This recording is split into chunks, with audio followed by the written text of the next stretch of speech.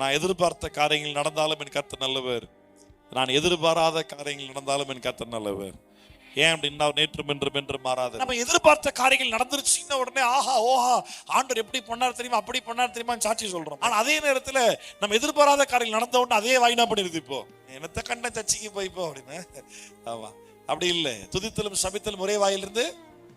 ஆமா, கர்த்தர் நல்லவர்னு சொல்லிட்டு ஏன் தான் ஆண்டவர் என் வாழ்க்கை இப்படி பண்றாரோ, இது ரெண்டும் ஒரே வாயிலிருந்து வரக்கூடாது. வராது. அப்படி வருது அப்படின்னா இன்னும் ரசிக்கப்படலன்னு நினைக்கிறேன் நான். என் வாழ்க்கையில எனக்கு என்ன நடந்தாலும் அவரு நல்லவர் தான். ஆமா, நான் இதை தாண்டி ஒரு ஸ்டெப் எக்ஸ்ட்ரா இது நீ செய்ய நான் கேட்கவே மாட்டேன். 2 காசு கொடுத்து கடையில் குருவி வாங்குற பத்தியா, அது கூட கர்த்தர் அனுமதி இல்லாம கீழே விழுந்து சாகாது. அதையும் பரமபிதா பிழை போட்டுகிறார். அதை விட நீ விசேஷித்தம் நல்லவா அப்படின்றார். அப்போ இதுதான் உண்மை. இன்றைக்குள்ள பாடு இன்னைக்கு போதும், நாளை தினத்தை நாளை பார்த்துக்கொள்ளும். நீ அவர் நம்பி இன்னைக்கு வாழுன்னு விட்டுற மாட்டாருன்னு தெளிவா சொல்லிட்டார். ஏன் சொல்லி முதல் பிரசங்கத்துல தெளிவா சொல்லி கொடுத்துட்டார். இப்ப அதையும் தாண்டி என் இதை செய்யுங்க ஆண்டவர், அதை செய்யுங்க ஆண்டவர், அதை தாங்க ஆண்டவர், இதை பண்ணுங்க ஆண்டவர், எனக்கு இந்த எல்லா பிரசங்கம் இந்த மாதிரி ஜெபம் பண்ணுங்க அப்படின்னு சொல்லி தராங்கல்ல. இந்த பிரசங்கம் எல்லாமே மத்திய 6க்கு முரண்பாடாக இருந்தது.